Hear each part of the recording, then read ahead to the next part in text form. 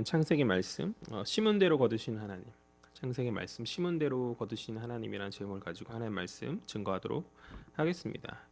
지난 시간에 우리는 고향 땅 가나안을 떠나 마침내 이제 하란에 도착한 야곱의 이야기를 조금 살펴보았어요.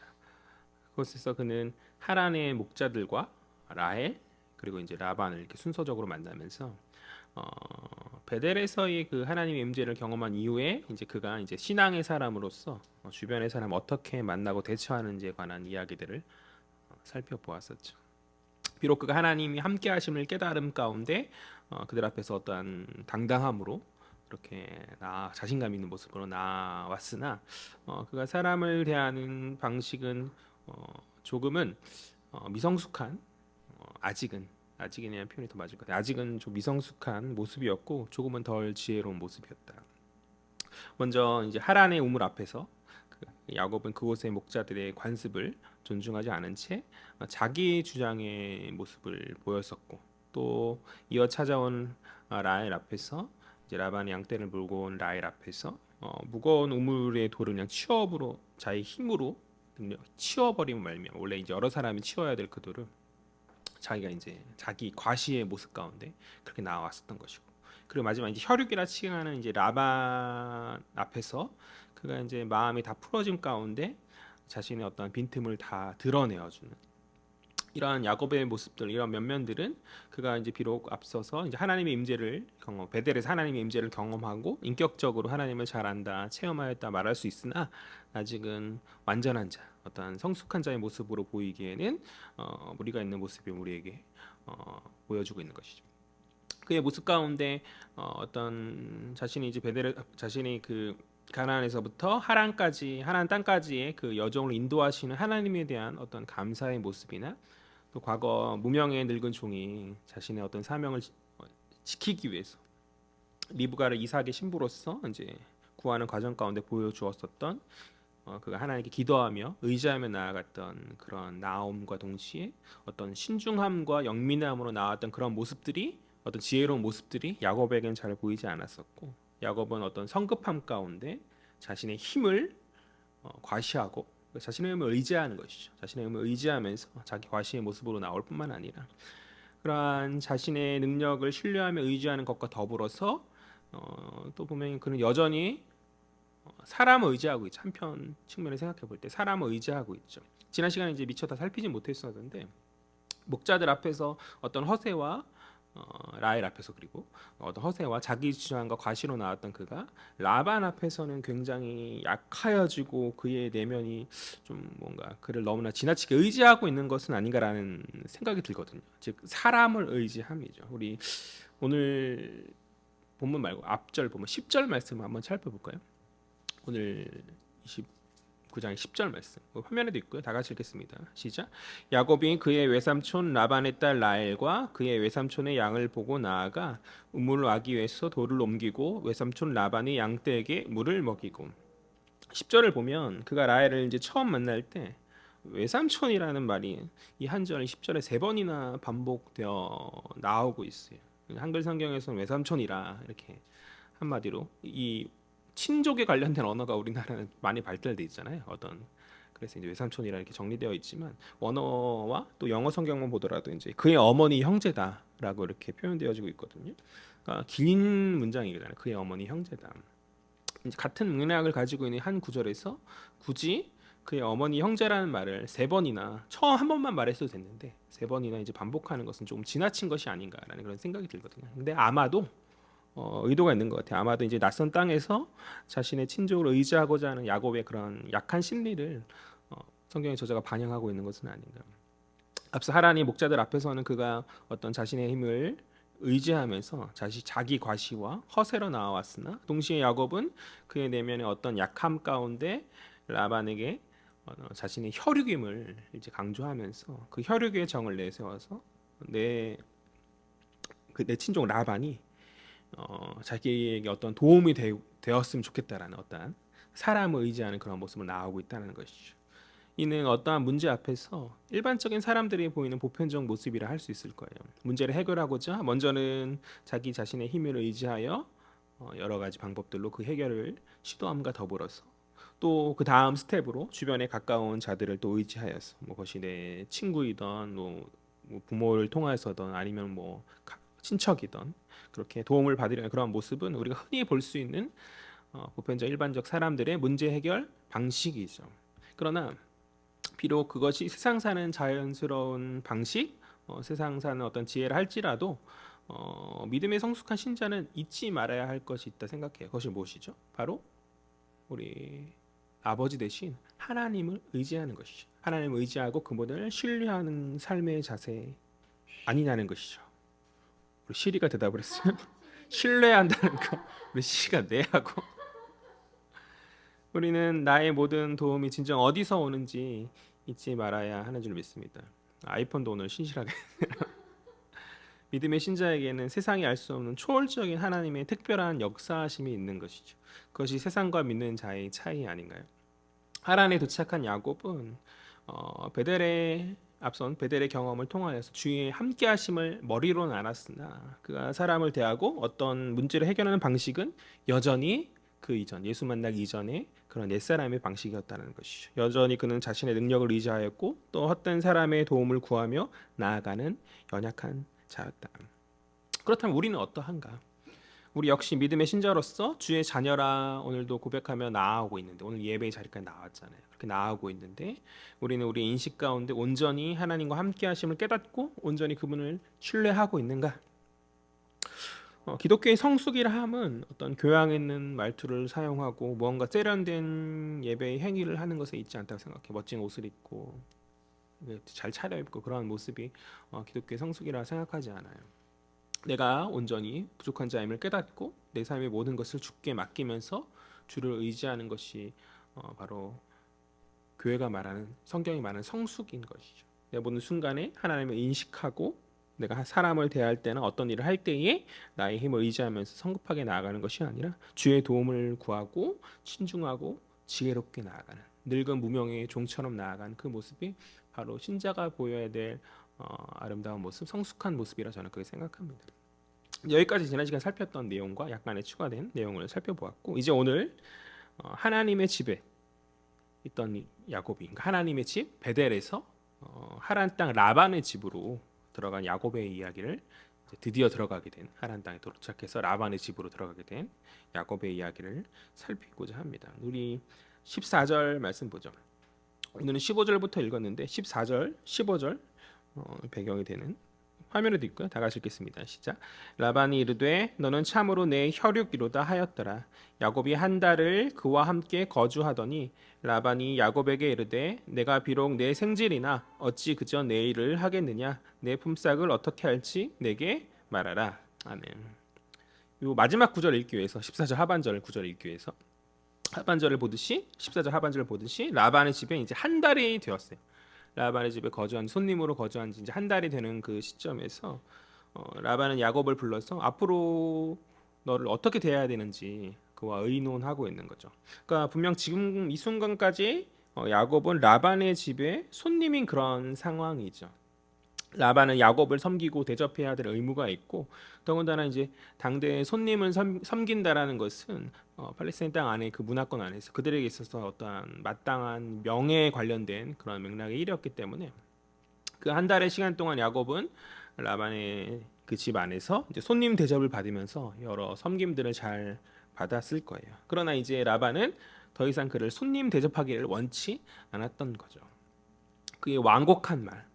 라반 자신이 야곱을 이제 무보수로 부릴 수 없으니까 야곱이 아마 이런저런 일도 도와줬었겠죠. 가만히 있지는 않았겠죠. 라반이 말하길 이제 내가 야곱 너를 이제 무보수로 이제 부릴 수는 없으니까 야곱 너 스스로 내 품삯을 정하라 이렇게 말하고 있잖아요. 그렇게 말하고는 있지만 무언가 주도권 야곱에게 이렇게 주는 듯하지만 이는 이제 야곱을 이제 섬기는 손님이 아닌 부리는 일꾼으로 이렇게 전락시키기 위한 라반의 술수인 거죠. 변화시키기 위한, 부리기 위한. 라반은 야곱을 섬기는 자에서 이제 부림 받는 자로 바꾸길 원하고 있다. 아이러니죠.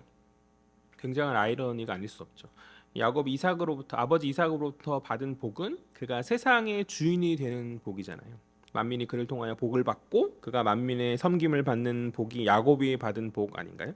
그러나 섬김 받아야 할 자가 이제 불임받는 자로 그렇게 전락되어지고 있는 것이죠. 그는 가나안 땅에서 형 에서의 섬김을 받을 것으로 기대했으나 기대했던 자리에서 쫓겨져 나왔을 뿐만 아니라 하나님 땅에 와서도 라반의 집에서 한 달 잠시 동안 섬김을 받았지만 어쨌든 간에 섬김을 받았지만 결국에는 이제 불임받는 자리로 내어치게 되었고 이제 그는 섬기는 자가 되어야 되는 것이죠. 섬겨야 하는 것이죠. 그가 정말 하나님의 복을 받은 자가 맞는가? 혹 에서가 받았던 그 복 있잖아요. 그 껍데기 복이라 했던 그 껍데기 복. 그 모양만 있는 그 복을 이제 무슨 착오가 있어서 그가 받고 있는 것은 아닌가라는 어떤 의문이 들 정도라는 것이죠. 우리는 어떠한가? 믿는 자로 주의 백성이라 주의 자녀라 말하는데 왜 내 인생이 이리 고단하고 어려운지 주께서 우리를 왕 같은 제사장으로 부르셨다고 성경은 말하잖아요. 왕 같은 제사장이라니까 뭔가 좋아 보이잖아요. 뒤에 뭐 제사장은 그렇다 치더라도 앞에 이제 왕이 붙었으니까 좀 대접받고 섬김을 받아야 되는 건 아닙니까? 그런데 대접은커녕 내가 누울 집 한 채 제대로 없어서 매달 월세로 이제 집주인을 섬기고 있죠. 그리고 아니면 또 은행님에게 이자 내면서 언제까지 그들을 섬겨야 되는가? 끄덕이니까 좀 슬프네요. 그러니까 하나님께서는 이제 많은 건 아니더라 할지라도 어떻게 이렇게 로또 1등까지는 아니더라도 한 2등 정도는 되게 하여 주셔서 나 인생의 고단함을 조금 풀어 주셔야 하는 거 아닌가라는 생각이 들 때 있잖아요. 어쩌면 우리 인생 혹 본문 속의 야곱의 지금 이 인생의 모습이 아니냐는 것이 예수 믿고 주의 자녀가 되었으니까 내가 뭔가 달라져야 될 텐데 여전히 고단하고 남을 섬겨야 하는 예수 믿고 주의 자녀가 되었는데 여전한 그런 이런 아이러니 앞에서 우리는 어떻게 나아가야 되는가 생각해 보자는 것이죠. 우리의 믿음의 고백은 이거죠. 모든 어려운 과정이 하나님 당신의 백성을 연단시키는 훈련이다. 아멘. 이것을 인정하는 저와 여러분 되었으면 좋겠어요. 버거워도 그것을 감당할 수 있는 저와 여러분 되었으면 좋겠어요. 감당할 수 있는 시험만 주시는 분이 감당할 수 있는 어려움만 주신 하나님인 줄 믿고 나를 훈련시키고 나를 정금처럼 나오게 하시는 하나님의 계획이 있음을 바라보면서 주를 의지하며 나아가는 저와 여러분 되었으면 좋겠어요. 오늘 본문의 하나님 여전히 미흡하고 미성숙한 야곱을 성장시키시기 위해서 그보다 더 뛰어난 사기꾼 라반을 들어서 그를 깨닫게 하시는 것이죠. 더욱 세밀히 살피면 라반은 그가 과거에 자신이 형에게 했었던 또 아버지에게 했었던 그 잘못들을 깨닫게 하는 일종의 하나님의 도구죠. 징계의 도구이죠. 야곱은 이 라반과의 이 갈등을 이제 경험한 가운데 그는 완전히 자기의 잘못을 깨닫고 과거의 잘못을 깨닫고 성숙한 신자로서 순례자로서 세워지게 되는 줄 믿습니다. 우리의 인생의 어려움도 마찬가지라 생각해요. 나를 단련시키고 성숙시키는 라반이 주위에 있죠. 없었으면 좋겠는데 나를 격동케 하는 나를 어렵게 만드는 라반이 주위에 있고 그것이 어떤 환경이든 그것이 어떤 사람이든 그런 것들로 인해서 이제 우리의 어떤 잘못된 연약함들이 교정받게 되어지고 또 그 과정을 통해서 우리가 온전히 주를 신뢰하는 법을 우리가 배우게 되는 것이 아닌가. 큰 믿음의 그런 과정을 통해서 큰 믿음의 성장을 경험하고 그렇게 주가 기뻐하는 성숙한 신자의 모습으로 세워지게 되는 줄 믿습니다. 하나님 오늘 라반을 들어서 야곱을 연단시키듯 우리 인생 가운데 어떤 당신의 섭리적 다스림 안에서 우리를 연단시키시고 훈련시키신다. 비록 그 과정이 어렵고 고되다 할지라도 마지막 복된 마무리가 우리를 기다리고 있으니 우리가 기대함 가운데 마지막 그때까지 인내함으로 끝까지 주를 신뢰하며 나아와야 한다는 것이죠. 다시 본문으로 돌아와서 우리 17절 18절 말씀 보죠. 17절 18절 다 같이 읽겠습니다. 시작. 레아는 시력이 약하고 라헬은 곱고 아리따우니 야곱이 라헬을 더 사랑함으로 대답하되 내가 외삼촌의 작은 딸 라헬을 위하여 외삼촌에게 7년을 섬기리이다. 아멘. 마치 야곱을 위하는 듯한 어떤 교묘히 품삯을 정하라고 하는 이 라반의 제안에 그러나 야곱의 눈은 어디에 향해 있죠? 야곱의 눈은 그의 딸 라헬에게 향해 있죠. 야곱을 부리려 하는 라반의 의도를 그는 눈치채지 못한 채 그의 시야는 이제 그가 사랑하는 라헬에게 집중되어지고 있고 18절에서 이제 그는 라헬을 위하여 자신의 삼촌에게 이제 7년을 섬길 것이다. 라헬을 위하여 삼촌의 딸 라헬을 위하여 7년을 섬길 것이다 이렇게 제안하는 것이죠.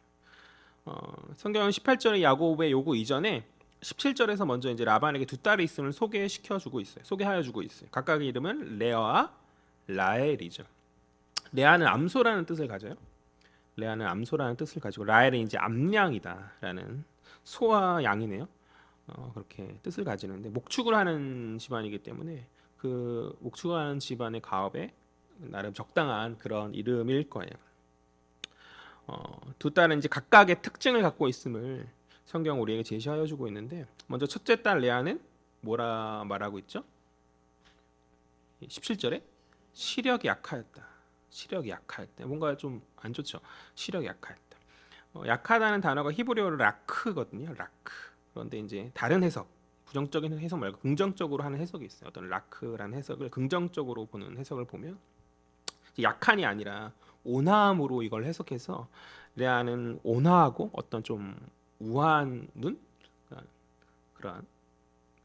그런 눈을 가진 여성. 그러니까 눈이 아름다운 여성으로 그렇게 긍정적으로 말하기도 하지만 저는 그렇게 생각하지 않아요. 이 한글 성경이 말하고 있는 시력이 약한 어떤 부정적 뉘앙스가 있는 해석이 좀 더 맞는 번역인 것 같아요. 왜냐하면 이제 동생 라엘과 어떤 대조를 보여주고 있는 이 구절의 맥락상 그렇게 생각하고 또 계속 보겠지만 눈먼 아비 이삭을 속였던 과거 야곱의 잘못이 시력이 약한 눈이 좀 안 좋은 레아에 의해서 되돌아오는 인간부의 어떤 모티브가 있다고 저는 그렇게 보기 때문에 저는 이 히브리어 라크를 이제 약함이라고 보고 레아의 시력이 약하였다라는 그런 번역이 맞는 번역이다 이렇게 생각합니다. 뭐 다르게 해석하시는 목사님들이 있더라고요. 그래서 레아를 어떻게 긍정적으로 말씀하시는 목사님도 계시더라고요. 그래서 이야기를 굳이 했고요. 아무래도 시력이 좀 약하면 이렇게 잘 안 보이니까 이렇게 얼굴이 좀 이렇게 잘 보이려고 이렇게 찡그리게 되지 않을까요? 그래서 이제 아무래도 좀 어떤 외적인 매력이 좀 떨어질 수밖에 없는 것이 아닌가 저는 그렇게 생각해요. 그래서 야곱에게 있어서 레아는 라헬에 비해서 동생 라헬에 비해서 매력적인 여성은 아니었겠죠. 여성의 미모에 이제 눈은 굉장히 중요한 부분을 차지하고 있지 않습니까? 그래서 이제 보통 건드리는 그 시술에 요즘 뭐 수술이라고 하지 않죠. 시술이라고도 하지 않죠. 시술에 제일 처음은 보통 눈이잖아요. 그 쌍꺼풀을 많이 하고는 하잖아요. 아무래도 이제 총기 없는 시력이 약하면 이제 총기 없어 보이는 어떤 외적인 모습은 야곱에게 있어서 매력적이게 다가오지 않았을 것이라는 거죠. 재밌는 건 주석을 보니까 눈이 좀 시력이 좀 눈이 흐리멍텅하면 총기가 없다라는 이 개념 자체가 서양인들한테는 잘 이해가 되지 않는 개념인가 봐요. 그래서 이제 서양 학자가 쓴 주석 가운데 총기가 없는 것으로 인식했다는 거. 동양권에는 그렇게 인식한다라고 그렇게 주석이 돼 있더라고요. 우리는 시력이 약하니까 눈에 총기가 없나 보다 이렇게 그냥 바로 연결이 되는데 그 사람들에게는 그게 이제 서양 사람들에게 생소한. 생각해 보면 서양인들은 이제 눈이 이제 다 큼직큼직하니까 우리는 좀 약간 좀 작잖아요. 서양인들에 비해서. 그래서 이제 그 중에서 이제 가끔씩 큰 눈을 가진 사람들은 뭔가 이렇게 총기 있어 보이고 하는 우리에게 좀 잘 맞는 그런 아무튼간에 그래서 이제 아마도 이 레아는 무언가 총기가 좀 부족해 보이는 듯한 그런 여성이 아니었었겠는가. 반면에 라헬은 어떠하죠? 레아는 다르게 곱고 아름다웠다. 성경은 그렇게 이야기하여 주고 있죠. 예나 지금이나 아름다움 무기이죠. 아니 사실 요즘이 더 그런 것 같긴 해요. 뭔가 아름다움이면 뭔가 미모가 출중하면 남자든 여자든 간에 그것은 강력한 능력이자 또 무기가 되어지는 것 같아요. 그 라헬은 야곱의 눈에 자신의 어머니 리브가가 그래야 했듯 이제 아름다운 여성이었고 그의 마음을 사로잡기 충분한 외모를 가진 매력적인 그런 여성이었다. 그러나 그렇기 때문에 이제 자연스럽게 야곱의 눈이 라헬에게로 향하여졌었겠죠. 그렇게 야곱은 이 라헬을 사랑함 가운데 이제 라반에게 그녀를 보내어 달라 이렇게 요청하면서 자신의 7년 노동의 품삯으로 그녀와의 결혼을 요청하고 있는 것이죠. 그러니까 야곱의 입장에서는 지금 그는 빈털터리죠. 그래서 이제 어떤 신부의 어떤 지참금을 치를 방법이 없었기 때문에 그가 스스로 7년의 시간이라는 것을 라반에게 제안하여서 그를 섬길 것을 이야기하고 있다는 것이죠. 이에 라반이 야곱의 말에 긍정적으로 반응하죠. 우리 19절 볼까요? 19절 다 같이 읽겠습니다. 시작. 라반이 이르되 그를 내게 주는 것이 타인에게 주는 것보다 나으니 나와 함께 있으라. 아멘. 긍정하고 있죠. 그러나 이 긍정은 무언가 좀 미묘한 긍정이 아닐 수 없어요. 자신에게 어떤 불리한 상황을 피하고자 한 유명한 어떤 정치인의 대답이 저는 생각 떠오르거든요. 주어가 분명치 않은 미묘한 대답을 이제 라반이 야곱에게 주어가 없다라고 말한 유명한 정치인 한 명 있잖아요. 그 미묘한 대답, 그 비슷한 미묘한 대답을 라반이 야곱에게 말하고 있죠. 그를 내게 주겠다. 그렇다면 그가 내게 주겠다고 한 그가 누구인가? 레아인가 라헬인가? 라반은 말하고 있지 않죠. 그는 야곱에게 라헬을 줄 것이라 말하잖아요. 단지 그를 줄 것이다. 그렇게 그를 줄 것이다. 그렇게 말할 뿐이라는 것이죠. 그러나 라반의 이러한 간교한 속내와는 상관없이 사랑의 눈이 멀어 있는 그는 사랑의 눈이 먼 야곱은 어떠한 공증과 어떠한 보증 없이 스스로가 을이 되어서 7년이라는 시간을 라반을 섬기는 거죠. 우리 20절 말씀. 야곱이 라헬을 위하여 7년 동안 라반을 섬겼으나 그를 사랑하는 까닭에 7년을 며칠같이 여겼더라. 아멘. 7년은 분명 긴 시간이겠죠. 긴 시간이지만 라헬을 사랑한 야곱은 그것을 며칠같이 여겼다. 어떻게 이렇게 이럴 수 있을까? 7년의 노동을 며칠처럼 여겼대요. 그러니까 하루하루가 행복했겠죠. 며칠같이 여기면서 그 시간을 보내었음을 성경 이야기하여 주고 있어. 그 열정의 사람이었던 것 같아요. 야곱. 그런 측면을 봤을 때. 그렇게 이제 시간이 되었고 그 며칠이 지나갔죠. 야곱에게 며칠이었던 그 시간이 지나간 거 7년이지만 기대의 시간이 이제 7년이 지나서 마무리되는 가운데 드디어 야곱은 라헬을 얻는 그러한 시간이 된 거죠. 21절 말씀. 야곱이 라반에게 이르되 내 기한이 찼으니 내 아내를 내게 주소서 내가 그에게 들어가겠나이다. 아멘. 야곱은 라반에게 자신의 아내를 달라 그렇게 요구하고 있죠. 내가 그에게 들어가겠다. 초야를 치르겠다. 이제 부부로서의 생활을 시작하겠다 그렇게 말하고 있는 것이죠. 이 야곱의 요청 속에 라헬이라 말하지 않아서 야곱이 라헬의 이름이 아니라 뭐라 말하죠? 내 아내를 달라 말하죠. 라헬을 달라 말했어야 되는데 분명 아내를 달라 말하고 있지만 분명 라헬을 요구하고 있는 거죠. 라반에게 라헬을 달라 말하고 있는 거죠. 야곱이. 그것을 라반이 모를 리 없다라고 생각해. 그러나 라반은 야곱의 요구에 어떠한 대답도 하지 않은 채 성경은 대답을 아마 했겠지만 기록하고 있지 않거든요. 하지 않은 채 그냥 담담히 사람을 모아 잔치하고 그에게 라헬이 아니라 레아를 보내는 거죠. 대답하지 않은 그의 행동. 야곱이 뜻과 같이 움직이지 않고 라헬의 아내 레아를 보내고 있다. 22절 볼까요?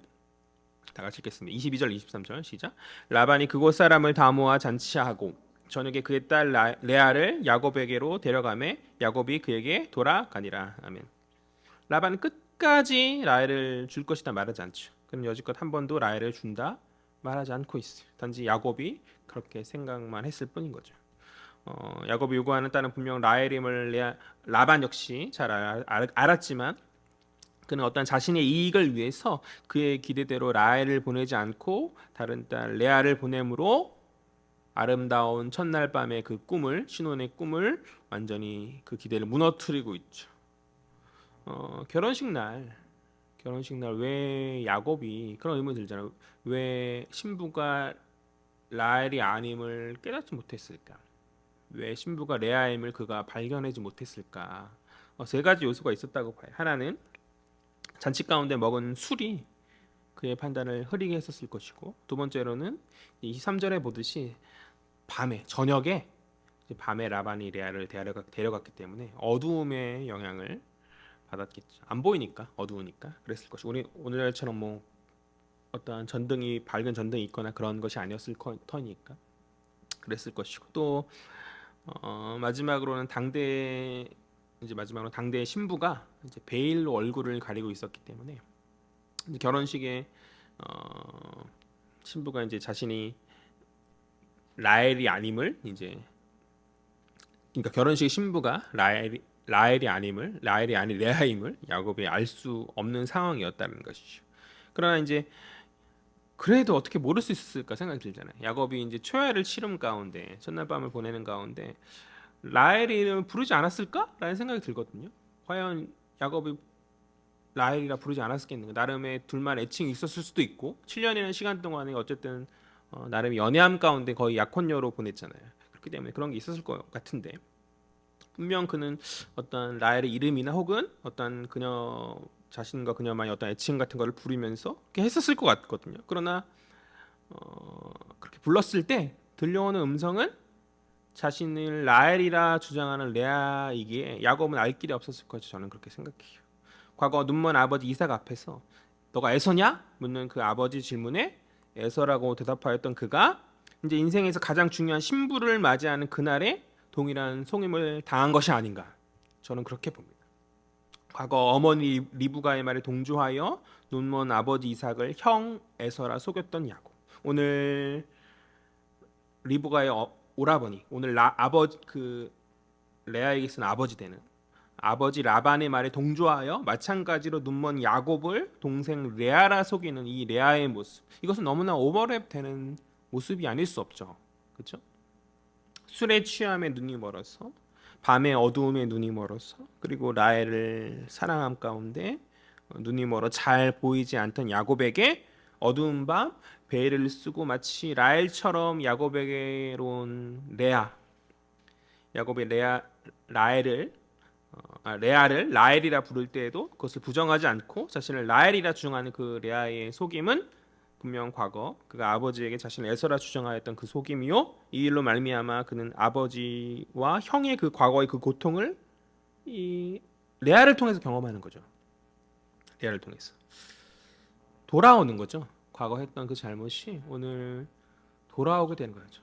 거의 똑같이 되돌아오고 있지 않나요? 마치 부메랑처럼. 우리 24절 말씀 다 같이 읽겠습니다. 시작. 라반이 또 그의 여종 실바를 그의 딸 레아에게 시녀로 주었더라. 아멘. 어쨌든 라반은 신부만 바뀌었을 뿐 이제 그가 마땅히 치러야 될 결혼의 여러 부분들을 다 수행해 주고 있죠. 라반은 앞서 7일간의 잔치를 배설함도 그렇고 그리고 24절을 방금 읽었던 것에서 보듯이 레아를 섬길 실바를 시녀로 주어서 신부 아버지로서의 자신의 의무를 잘 다 감당하고 있어요. 그렇게 자신의 첫째 딸을 위해서 부족함 없는 어떤 결혼의 형태를 잘 갖추어 모습으로 인해서 야곱이 아마 의심을 하지 못했던 것이 아닌가. 그래서 라반에게 당할 수밖에 없었던 것이 아니겠는가. 아무튼 초회를 치르고 이제 다음날 아침이 돼서 이 사실을 깨닫게 된 야곱은 라반을 향해서 이 문제를 따지지 않을 수 없는 거죠. 그렇죠? 아, 그냥 덮고 가자. 이렇게 말할 수 있는 그런 사안의 문제가 아니잖아요. 굉장히 엄청난 심각한 속임을 그가 당한 상황이고 그래서 이제 라반에게 찾아가는 거죠. 25절 말씀 읽겠습니다. 시작. 야곱이 아침에 보니 레아라 라반에게 이르되 외삼촌이 어찌하여 내게 이같이 행하셨나이까? 내가 라헬을 위하여 외삼촌을 섬기지 아니하였나이까? 외삼촌이 나를 속이심은 어찌 됨이니까? 어찌하여 자신에게 이같이 행하였는가?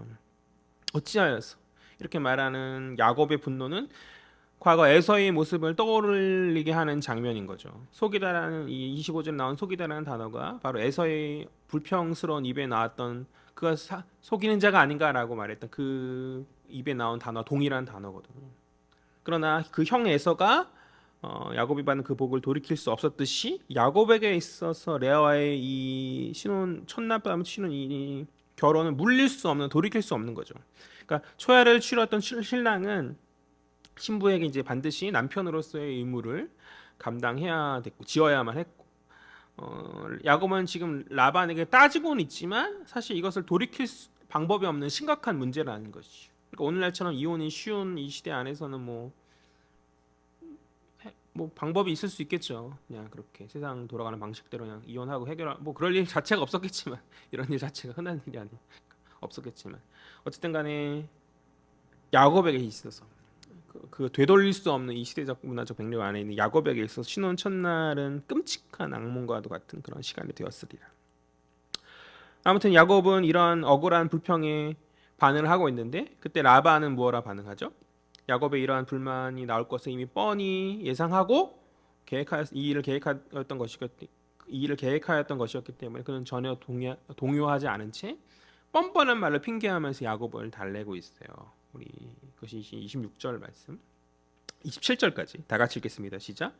라반이 이르되 언니보다 아우를 먼저 주는 것은 우리 지방에서 하지 아니하는 바이라. 이를 위하여 7일을 채우라. 우리가 그도 내게 주리니 내가 또 나를 7년 동안 섬길지니라. 아멘. 처음 라반의 대답은 이거죠. 그 판단의 주체가 라반 그 자신이 아니라 우리라고 말해요.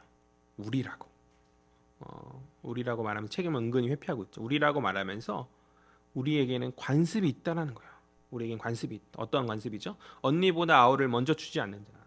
언니보다 아우를 먼저 주지 않는다. 즉 우리에겐 질서가 있다. 이 말은 야곱의 신념과 부딪히는 말이 아닐 수 없죠. 그는 평생에 이러한 관습적인 것에 부딪히며 살아왔던 자죠. 그 자신이 장자가 아니었기 때문에 사실 한나란 시에 태어났음에도 불구하고 먼저 낳은 자가 아니었기 때문에 복을 받지 못하는 그 관습에 그는 평생 반항함 가운데 결국에는 형을 속이고 마침내 그가 형의 복을 취하지 않았습니까? 또 우리가 지난 시간에 보았듯이 하란의 목자들이 우물을 사용하는 어떤 관습적 질서 앞에서 야곱은 자기 주장함 가운데 우물의 돌을 라헬 앞에서 치워버리죠. 여튼 야곱은 어떠한 정해진 관습 같은 것에 얽매이고 매이는 그러한 사람이 아니었어요. 그런 그에게 라반은 지금 너가 틀렸다라고 말하고 있다라는 것이죠. 인생은 너가 원하는 대로 다 되는 것이 아니다. 라반은 야곱에게 그렇게 주장하고 있는 거죠. 지난 시간 야곱이 자신이 하란에게까지 오게 된 그 경위를 라반에게 말하면서 라반에게 아무 숨김없이 다 이야기하였던 것을 이제 우리는 알고 있을 거예요. 어머니의 말씀에 따라 친족된 그를 믿었고 친족된 그를 의지하였기 때문에 야곱이 마음을 많이 놓고 그에게 어떤 자신의 치부, 형을 속이고 복을 가르치어서 쫓기게 된 그러한 모든 상황을 라반에게 다 이야기했을 터인데 오늘 라반의 입에서 언니보다 아우를 먼저 하지 않는다. 오늘 라반의 입에서 언니보다 아우를 먼저 하지 않는다. 그러니까 언니라고 번역되어 있지만 이게 장자라는 단어거든요. 장자. 즉 장자 모티브가 그의 입에서 나오고 있는 거죠. 즉 먼저 난 장자보다 아우를 먼저 하지 않는다. 라반이 그렇게 말하고 있는데 이 말 속에 교묘히 앞서 에서를 누르고 앞으로 나간 야곱의 그 과거의 그 행적을 비꼬는 라반의 의도가 있는 거죠. 라반은 알고 있으니까 그것을 비꼬면서 이야기하고 있는 것이죠. 너의 그러한 과거의 인생은 잘못되었고 우리 문화는 그렇게 생각하지 않는다. 우리 관습은 그렇지 않다. 라반이 그렇게 말하면서 야곱의 그 불평스러운 말 앞에 그의 과거의 치부를 드러내며 그 약점을 공격하면서 그 앞에 어떤 명분 있는 말로 주도권을 잡아서 그가 아무런 말도 못하게 하는 거죠. 너의 과거의 행동과 나의 행동이 지금 무슨 차이가 있다 말할 수 있는가? 라반의 주장은 이게 아닌가 싶어요. 너의 과거에 했던 그 행동과 나의 지금 행동이 무슨 차이가 있는가? 너의 속임은 앞선 형을 속여 뒤로 물러나게 한 것이나 적어도 우리의 속임은 그는 자신이라 말하지 이 책임을 자기에게 돌리지 않죠. 적어도 우리의 속임은 앞선 누이를 그 질서대로 앞에 서게 한 것이니 누가 더 옳은 것인가? 나는 어떠한 라반의 무언의 이런 주장이 있는 것이 아닌가 저는 그렇게 보거든요. 그 무언의 주장이 야곱 앞에 놓여져 있고 비록 오늘 그가 끔찍한 결혼의 아픔을 겪었으나 그러한 주장 앞에서 야곱은 억울하지만 할 말이 없는 거죠. 그럼에도 명분이 아무리 그럴싸한다 할지라도 억울한 것은 맞잖아요. 야곱 입장에서 억울한 것이 맞으니까 야곱이 이제 더 주장할 수 있을 터인데 그가 더 이상 주장하지 않죠. 그가 더 이상 주장하지 않으면 이 일로 말미암은 그에게 어떤 깨달음이 있었기 때문이 아니겠는가. 지금 이 일이 비록 억울한 일이나 이것은 과거 자신의 잘못으로 말미암은 하나님의 보응하심이고 야곱은 그것을 순순히 인정한 것 같아요. 아마도 라반이 비꼬는 말이 그에게 비수처럼 다가와서 하나님의 징계의 음성으로 그에게 들렸으리라 그렇게 보여집니다. 어쨌든 그렇게 주도권을 가진 나름 명분 있는 말로 주도권을 가진 라반은 그래도 야곱의 마음을 달래면서 이어서 이제 그에게 라헬을 얻을 방도를 이야기해 주는데 그것이 무엇이죠? 27절 말씀이죠. 27절 다 같이 읽겠습니다. 시작. 이를 위하여 7일을 채우라. 우리가 그도 내게 주리니 내가 또 나를 7년 동안 섬길지니라. 아멘. 일단 지금 레아와 치르고 있는 7일간의 결혼 잔치를 다 당대 이제 7일 동안 결혼식을 하였는데 첫날 밤에 이제 신부가 아닌 걸 깨달은 상황이죠. 그럼 나머지 6일이 이제 파여지는 상황이잖아요. 그렇게 하지 말고 그 7일을 다 채워라.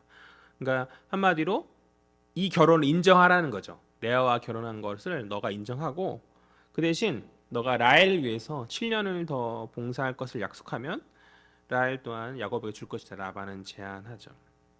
애초에 라반이 이런 속임을 계획한 것이 이제 건실한 노동자 야곱을 부리기 위한 그런 목적이었기 때문에 라반의 계획대로 지금 가고 있는 거죠. 라반이 처음 계획대로. 분명 이제 억울하고 하기 싫은 상황이지만 라반이 말 앞에서 라헬을 사랑하였기 때문에 라반의 제안에 그는 받아들이지 않을 수 없는 거죠. 이 깨어진 약속으로 말미암아서 야곱의 사기가 많이 줄어들었을 거예요. 그렇죠? 앞선 7년은 며칠 같이 했지만 이제 남은 7년은 며칠 같지 않았을 거예요. 아무리 라헬을 사랑한다 할지라도 이제 다시 감당해야 될 7년의 시간은 분명 야곱에게 무거운 짐으로 다가왔겠죠. 우리가 흔히 생각하듯 야곱이 이제 7년을 더 기다린 끝에 라헬을 얻음은 아니에요. 이 7일간의 결혼이 다 끝나고 라헬을 바로 야곱이 얻거든요. 성경을 살펴보면 저는 이제 그래서 14년 후에 라헬을 얻었겠구나 그냥 훑어서 볼 때 그렇게 생각을 했었는데 성경을 자세히 보면 그렇지 않아요. 우리 28절 29절 볼까요? 다 같이 읽겠습니다. 시작. 야곱이 그대로 하여 그 7일을 채움에 라반이 딸 라헬도 그에게 아내로 주고 라반이 또 그의 여종 비라를 그의 딸 라헬에게 주어 시녀가 되게 하매. 아멘. 그러니까 앞서와는 다르게 7년 노동 없이 이제 7년 노동은 이제 뒤로인 거죠. 선불이라고 말하기가 좀 그런데 그런 개념으로. 근데 사실 라반이 그렇게 대하고 있어요, 딸들을. 암소 암양이라는 이름인데 마치 어떤 가축을 팔듯이 그렇게 그 이름처럼 그렇게 이름을 의도하고 지은 건 아니었겠으나 그렇게 지금 대하고 있죠. 아무튼 이제 먼저 주는 거죠. 야곱의 입장에서 라반이 더 이상 속일 수 없도록 확실하기 위함이었겠고 또 라반의 입장에서는 야곱 나름의 어떤 불만과 또 떨어진 사기를 고려하여서 그래 하였겠지만 어쨌든 간에 그가 이제 바라던 대로 라헬과 기쁨의 신혼을 시작하기는 하나 이제 이어질 억울함 가운데 노동을 해야 되는 야곱의 그 상황상 이제 이어지는 그 기간들은 분명 고통의 순간이었을 것이다. 그러니까 아름다운 과정, 행복한 것을 꿈꿀 것 같았는데 생각보다 어려운 거죠. 신혼의 단꿈을 시작하면서 나아간 오늘날의 많은 신혼부부가 대출값을 갚느라 허덕이는 것과 마찬가지로 그런 인생이 이제 앞에 놓여져 있는 거죠. 성경은 라헬을 사랑해서 7년 동안 라반을 섬겼다 담담히 말해요. 앞서는 며칠같이 이겼다라고 말했었는데 이제 라헬과 결혼한 이후에 성경은 7년 동안 라헬을 더 사랑하여 7년 동안 섬겼다는 담담히 말할 뿐이거든요. 우리 30절 말씀 보죠. 30절까지 다 읽어드리니까 다 같이 읽겠습니다. 시작. 야곱이 또한 라헬에게로 들어갔고 그가 레아보다 라헬을 더 사랑하여 다시 7년 동안 라반을 섬겼더라. 아멘. 그냥 담담히 말할 뿐인 거죠. 그러니까 힘들었을 거라는 거예요. 말해 무엇이겠냐라는 거죠. 힘들었을 거라는 거죠. 자신의 이기심으로 말미암은 라반의 이 끔찍한 속임은 이제 새롭게 시작하는 가정에 부정적 시작을 주어서 어렵게 만들었을 뿐만 아니라 어떤 사랑의 마음을 이용하여서 야곱의 마음을 끔찍한 고통 가운데 주는 악한 행동이었죠. 분명 이러한 과정은 야곱의 입장에서는 억울한 일이나 그런 묵묵히 이러한 상황을 받아들일 수밖에 없는. 그러니까 라헬을 사랑하였기 때문에 현실적으로 이제 그녀를 얻을 수 있는 방법은 라반의 그 뻔뻔한 의도에 당하여서 7년 동안 그를 더 섬길 뿐인 거죠. 그러나 무엇보다도 그에게 돌아오는 이러한 모든 일들이 과거 자신의 행적들을 다 아신 하나님의 어떤 섭리적 보응임을 그가 알았기 때문에 그는 순종하면서 따르지 않을 수 없었던 거죠. 그러나 결국은 이 고난의 일들을 통하여서 하나님 야곱을 복되게 하시죠. 우리는 알고 있잖아요. 그가 의도하지 않았지만 그는 레아와 라헬 그리고 여종인 이제 비라와 실바로 말미암아서 아들만 12명을 얻죠. 아들만 12명을 얻고 그 아들들이 이제 이스라엘의 12지파의 시초가 되거든요. 야곱의 아들들이 12아들들이 12지파의 시초가 되어지는. 그러니까 과거 아브람 때부터 이어지는 집안의 내력이 있잖아요. 그 내력이 뭐죠? 아내의 불임이었는데 그런 내력이 있는데 다음 시간에 보겠지만 레아와 라헬의 경쟁으로 말미암아서 야곱은 많은 자녀를 얻게 되고 하나님이 그에게 약속하셨던 족장의 복 중에 이제 자녀의 복 한 가지가 성취되어지는 거죠. 오늘 이러한 야곱의 교훈을 우리에게 적용해 보죠. 신자는 모든 것을 감찰하시는 하나님의 섭리적 다스림에 속한 자임을 기억해야 하는 줄 믿습니다. 주님은 심는 대로 우리가 심은 대로 거두시는 그러한 분이시다. 그러나 그 거둠 가운데 그것이 징계만이 아니라 징계의 의미만 있는 것이 아니라 훈련의 의미가 있다. 하나님께서는 자기 백성들로 하여금 그들의 죄를 뼈아프게 깨닫게 하심으로 그들을 효과적으로 훈련하여 주신다. 그를 성숙해 만드시고 그를 다듬으신다. 우리는 그것을 기억해야 돼. 우리는 너무나 쉽게 자신이 해결되지 않은 죄를 잊고 순진하게 자신의 축복만을 추구하며 신앙생활을 하는 거죠. 그러나 모든 것을 아시는 주께서 그들의 죄를 고통 가운데 깨닫게 하심으로 그들을 효과적으로 훈련시켜 주신다. 그것이 바로 당신의 자녀들을 훈련시키고 성장케 하는, 성숙케 하는 하나님의 방식임을 우리가 기억해야 하는 줄 믿습니다. 만약 우리 앞에 오늘 본문 속에 나타난 이 라반과 같은 사람이 있다면, 라반과 같은 자가 있다면, 우리는 그러한 상황을 한탄하기 앞서서 불평불만을 나오기 앞서서 그것이 혹 우리 자신의 죄악됨으로 말미암은 하나님의 훈련이 아닌지, 아니면 우리 어떤 약함으로 말미암은 하나님 바꾸시길 원하는 훈련이 아닌지 한번 생각해보고 또 그 상황을 인정하고 스스로 돌이켜 보아야 하는 줄 믿어요.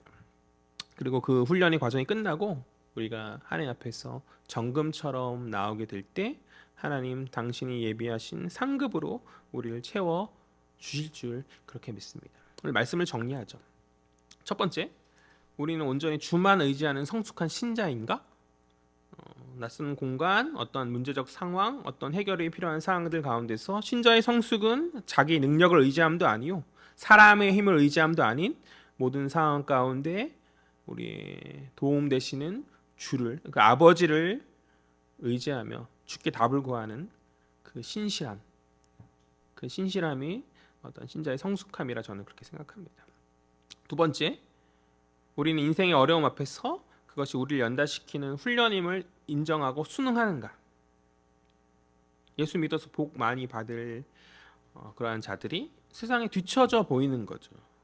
주님 주신 복 안에서 많이 누리며 그들에게 섬김 받을 줄 알았는데 오히려 섬기며 세상을 우러러 보아야 하는 어떤 그런 상황 가운데, 그러나 그것이 주님 우리를 연단시키시는 훈련임을 깨닫고 마지막 때에 복 주심을 신뢰하며 나가는 것이, 인내함 가운데 끝까지 달려나가는 것이 믿음의 신자의 모습이라 저는 그렇게 믿습니다.